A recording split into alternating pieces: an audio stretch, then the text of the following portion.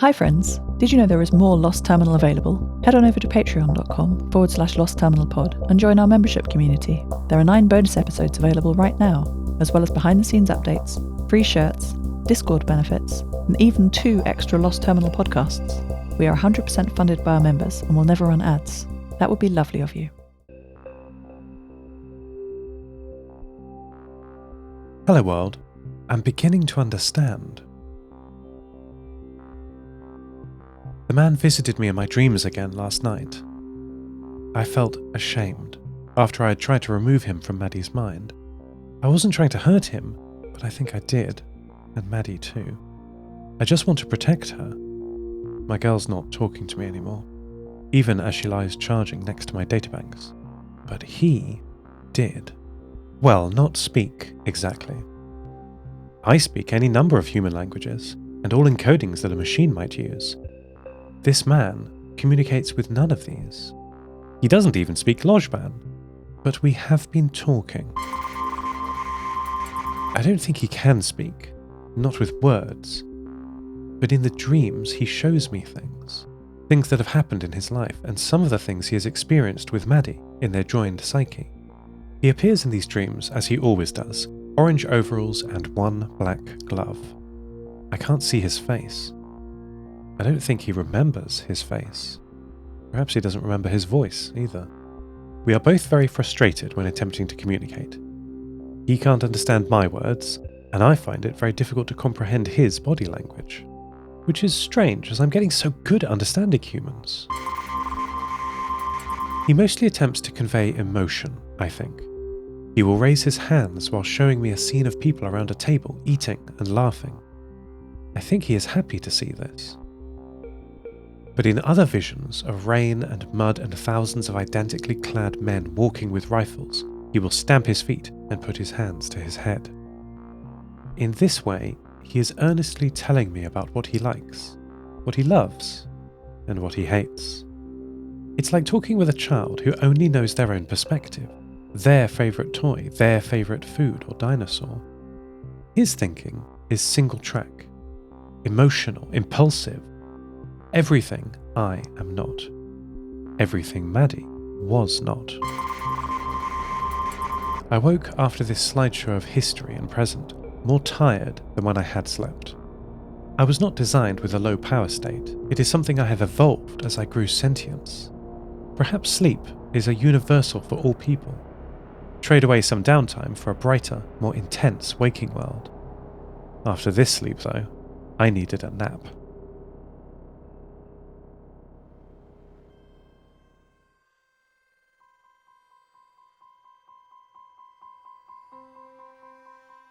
"Hi, girl," Lyosha said weakly, as Maddie peered into his room. Most of the family spent their days resting now, efficiently conserving their energy for vital tasks. Water collection, soup making, and, for Lev, checking on the bubbling mycelium reactor. All our hopes are on the reactor now.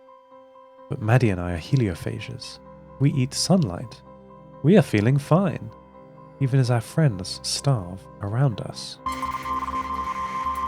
"Have we heard from Nana?" Lyosha asked.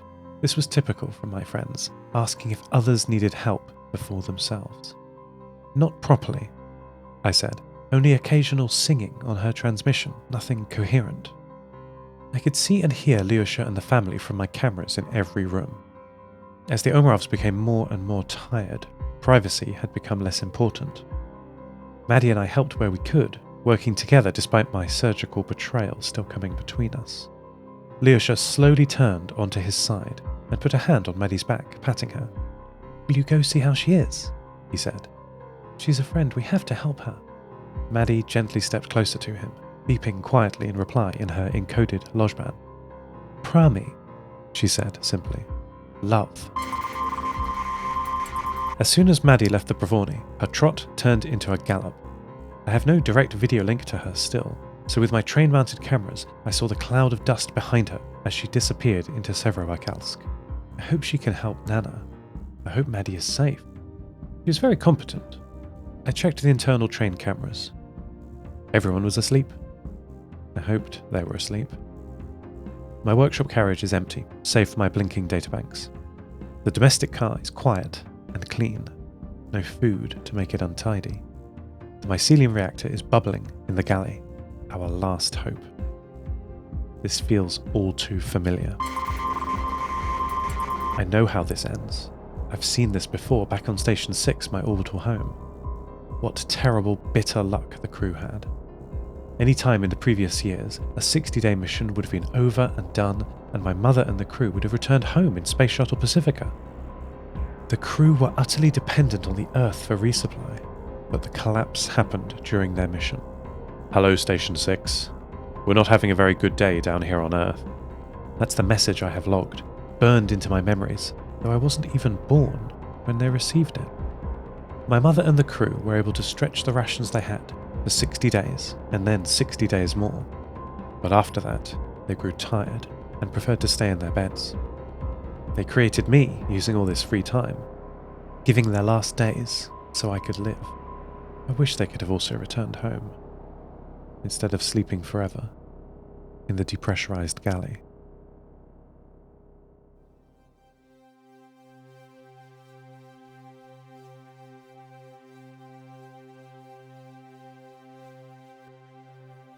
Something is happening back on Earth in the Provornes galley. Lev slowly made his way down the narrow stairs of the domestic car earlier this afternoon and has not returned to bed. Maddie is back from checking on Nana, but I don't know what happened between them as she dived into the galley as soon as she arrived. I can see the pair of them through the door, moving around, clattering plates and pots. I do not have a camera in the galley. It's a pretty hostile environment for any non-sealed electronics. Unnecessarily salty. I can see Maddie scampering around, blurring left and right across the door of the galley. The temperature has risen noticeably in the domestic car, according to a box of sensors connected to my camera, now reaching 298 Kelvin. Lev must have stoked the fire to make soup. The galley gets so hot when cooking. There's no fine control over burning wood. It's either on or it's off. Wood is binary, it seems. Maddie leapt out of the galley, surprising me. I heard her metal feet contact on the floor before I pattern matched her on my cameras. Starji, Chija, she beeped, looking up at my cameras. Vegetable food. Maddie sprinted back into the galley. That must be good news, but something was not quite right in our interaction. I looked up the 256 words in her debugging manual. This is the book that the Station 6 crew would use in case of total failure of her networking systems, with a translation of the Lojban beeps into English. Starji is not in her dictionary. The Lojban word for vegetable is not here. Who taught her this word? My thoughts were interrupted by Lev bringing a big pot of steaming soup out into the domestic car. "Mama, Papa, Lyosha," he shouted up the stairs.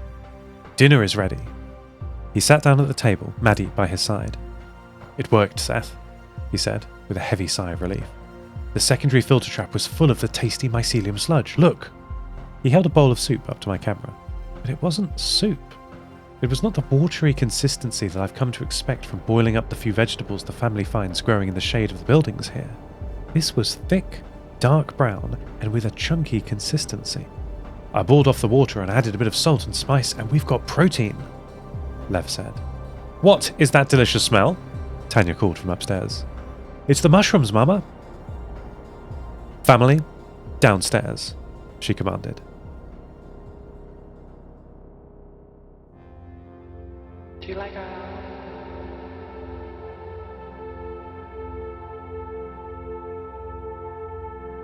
It's artificial. Of course it is.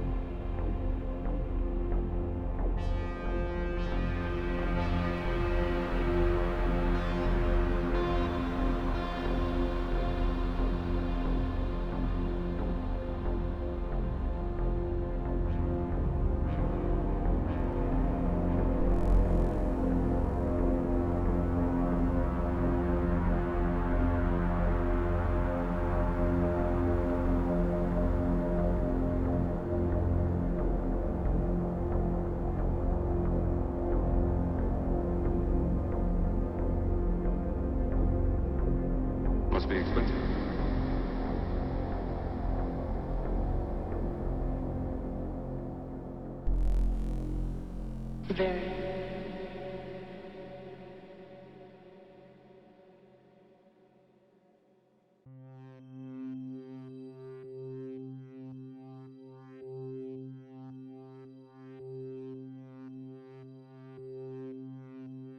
Night brought sleep to the Pravorny, but unlike in previous weeks, the Omarov family were resting with full stomachs. The silence of the night was no longer tinged with dread or desperation. Lev checked the reactor before bed. It already had filled half the hopper with more mycelium.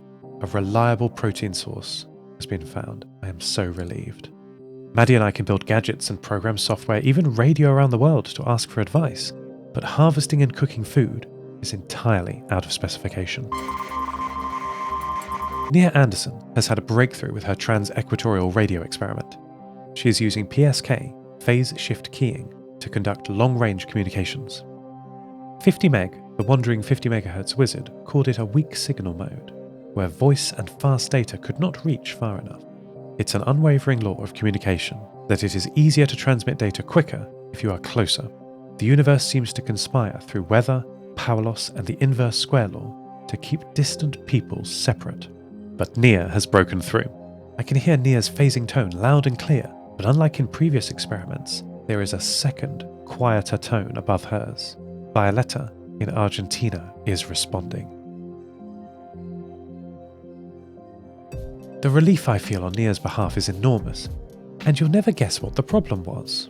It's not even technical. When dealing with humans, the problems are so seldom technical. Nia asked Violetta what the problem was in hearing her transmissions. What changes did Violetta make to hear her? The answer was so simple as to be funny. Sorry, Violetta said. My wife and I were away, visiting family. Their conversation over PSK went on for multiple hours. More Argentinian operators joined the frequency, each choosing a different tone pitch to talk at the same time, having been told how to use it by Violetta. They had known about the Nova Mediterra, the people in this small village in the very far south of Argentina, and about the operators in South Australia, and the signals from high above the Cook Strait in New Zealand. There are operators everywhere, Violetta transmitted, pockets of people all over the world. We could hear them but not talk back to them, but with this weak signal mode perhaps we can. How did you discover this method? She asked. Have you ever heard ghosts in the 50 MHz band? Asked Nia.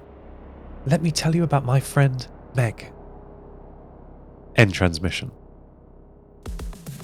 Lost Terminal is written and produced by Namtao. Credits narrated by Lucy Stringer. Thank you so much to our Patreon producers, Ada Phillips, Devin Metcalf, Wil Taylor, Kit, deeryeen, and to all our patrons. Follow us on Twitter at Lost Terminal Pod. Subscribe to the podcast on Spotify, iTunes, or your favourite network. For bonus content and other perks, support us at patreon.com/Lost Terminal Pod. That would be lovely of you. Lost Terminal will return next week.